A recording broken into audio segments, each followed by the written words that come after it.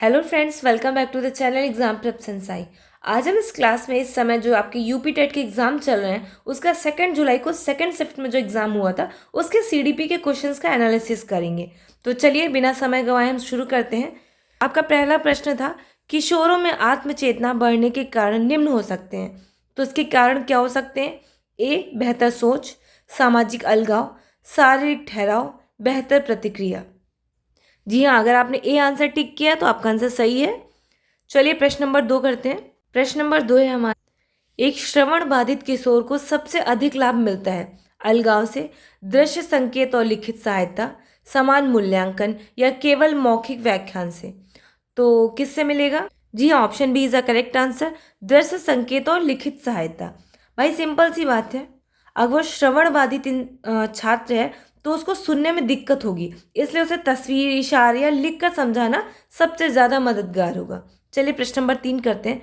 प्रश्न नंबर 3 हमारा, माता पिता के विचारों को अस्वीकार करने और स्वतंत्र विचार विकसित करने वाले किशोर बातों को दर्शाते हैं। प्रतिक्रिया का प्रभुत्व, संज्ञानात्मक प्रतिगमन, संवेदी विकास, पहचान की खोज। तो जी हाँ, option D is a correct answer, पहचान की खोज। इस उम्र में बच्चे अपनी अलग पहचान और अपनी सोच बनाना चाहते हैं, ठीक है ना। चलिए प्रश्न नंबर 4 करते हैं। प्रश्न नंबर 4 है हमारा, स्फूर्त अनुकूलन मुख्य रूप से किससे संबंधित है? ए, अंतर्दृष्टि, बी, प्रतिवर्ती क्रियाएं, सी, परिपक्वता या फिर डी, अपने नियंत्रण में व्यवहार। जी हाँ, option D is a correct answer, अपने नियंत्रण में व्यवहार। चलिए प्रश्न नंबर 5 करते हैं। शिक्षण में बाल विकास को समझने की आवश्यकता महत्वपूर्ण है क्योंकि ए, यह मूल्यांकन को समाप्त करता है, बी, यह कक्षा एवं शिक्षक में नियंत्रण बढ़ाता है, सी, यह अनुशासन को कम करता है या फिर डी, यह शिक्षण को विकासात्मक तत्परता के साथ संरेखित करने में मदद करता है। जी हाँ, option D is a correct answer, यह शिक्षण के विकासात्मक तत्परता के साथ संरेखित करने में मदद करता है। मतलब कि बच्चे की उम्र और विकास के हिसाब से पढ़ाने से सीखना आसान हो जाता है, ठीक है ना। चलिए प्रश्न नंबर 6 करते हैं। प्रश्न नंबर 6 हमारा, किशोरों की नैतिक तर्क क्षमता डैश कारण से बढ़ती है। तो किस कारण से बढ़ती है? संवेदी विकास, प्रतिक्रियाशील परिपक्वता, शारीरिक ऊंचाई या फिर अमूर्त चिंतन। तो किसके कारण बढ़ती है यह? जी हाँ, option D is a correct answer, अमूर्त चिंतन। क्योंकि किशोरावस्था में जो बच्चे हैं वो गहराई से और तर्क के साथ सोचना शुरू कर देते हैं, ठीक है ना। चलिए प्रश्न नंबर 7 करते हैं।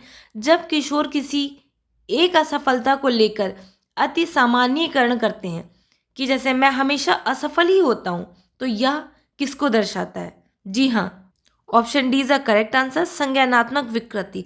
एक बार की असफलता को हमेशा की सफलता मान लेना गलत सोच है, ठीक है ना। चलिए प्रश्न नंबर 8 करते हैं। प्रश्न नंबर 8 है हमारा, जब किशोर नियमों और अधिकार को चुनौती देना शुरू करते हैं तो उनमें कौन से संज्ञानात्मक क्षमता विकसित होती है? ए, मोटर समन्वय, बी, प्रतिवर्त नियंत्रण, सी, संवेदी कौशल या फिर डी, तार्किक तर्क। जी हाँ, option D is a correct answer, तार्किक तर्क। नियमों पर सवाल करना बताता है कि बच्चों में तर्क करने की जो क्षमता है वो बढ़ रही है, ठीक है ना। प्रश्न नंबर 9 है हमारा, निरंतर सुदृढ़ीकरण से ऐसा व्यवहार उत्पन्न होता है जो कभी कमजोर नहीं पड़ता, विलुप्त होने के प्रति अत्यधिक प्रतिरोध होता है, अंतर्दृष्टि पर आधारित है, शुद्धिकरण बंद होते ही जल्दी बुझ जाता है। जी हाँ, option B is a correct answer, विलुप्त होने के प्रति अत्यधिक प्रतिरोधी होता है, ठीक है ना। चलिए प्रश्न नंबर 10 करते हैं। प्रश्न नंबर 10 हमारा, एक दृष्टिबाधित कक्षा का छात्र गणित पढ़ते समय सबसे अधिक लाभ किससे प्राप्त करेगा? केवल मानक पाठ्यपुस्तक से, शुद्ध व्याख्यान से, सिलेबस कम किया गया, स्पर्शनीय ग्राफिक्स और ऑडियो व्याख्या से। तो किससे प्राप्त करेगा? जी हाँ, option D is the correct answer, स्पर्शनीय ग्राफिक्स और ऑडियो व्याख्या। भाई कम दिखाई देने वाले जो छात्र होते हैं उनको स्पर्श करके और सुनकर सबसे अच्छी तरीके से वो सीख पाएंगे चीज़ों को, ठीक है ना। प्रश्न नंबर 11 हमारा, वाइगोस्की के अनुसार सीखना विकास से पहले आता है क्योंकि सजगता हावी होती है, परिपक्वता सीखने को नियंत्रित करती है, अनुकूलन तर्क का स्थान ले लेता है या फिर सामाजिक संपर्क संज्ञानात्मक विकास को बढ़ावा देता है।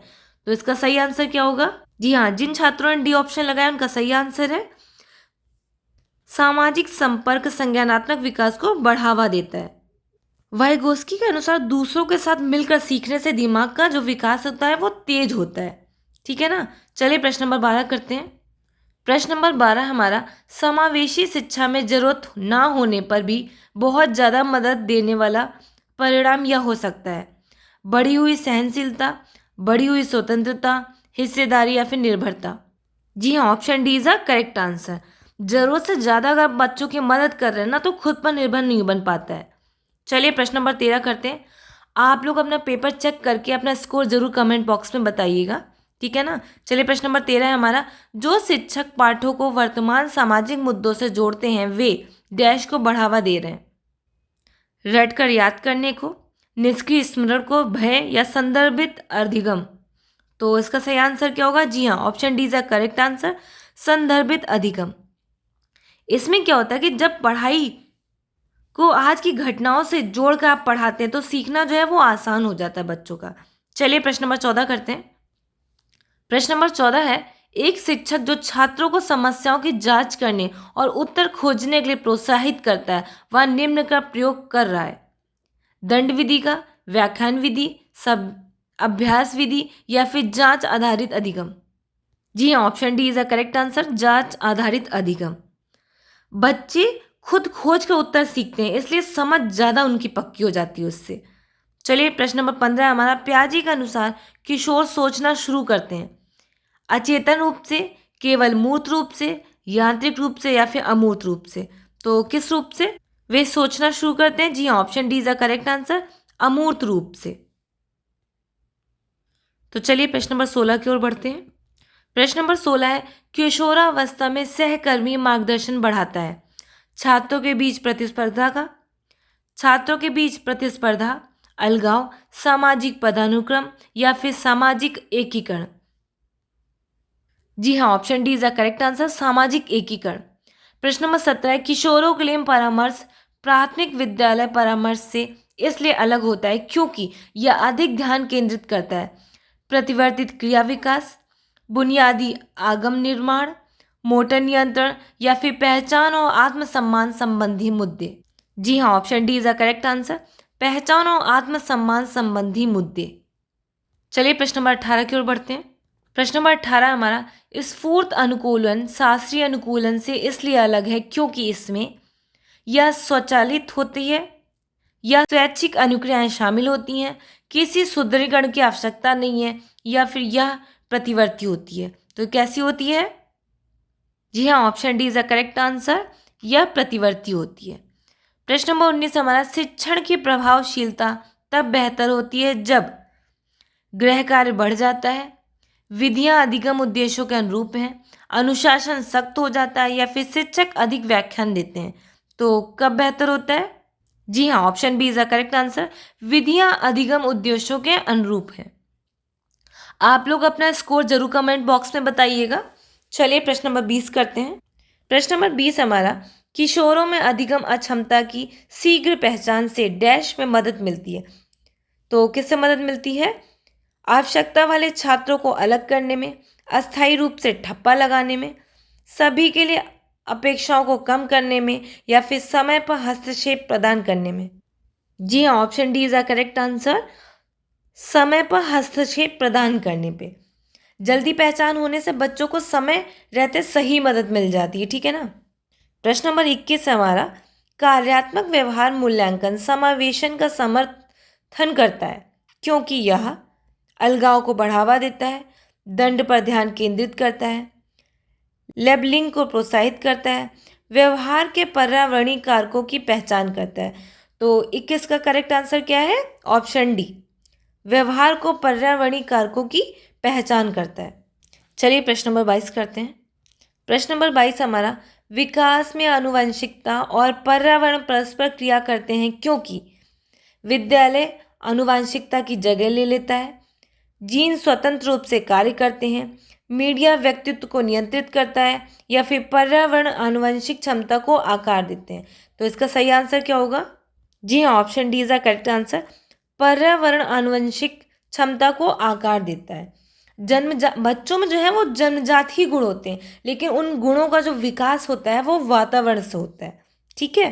प्रश्न नंबर 23 हमारा, किशोरावस्था में संतुलित विकास इनके बीच परस्पर क्रिया पर निर्भर करता है। किसके बीच?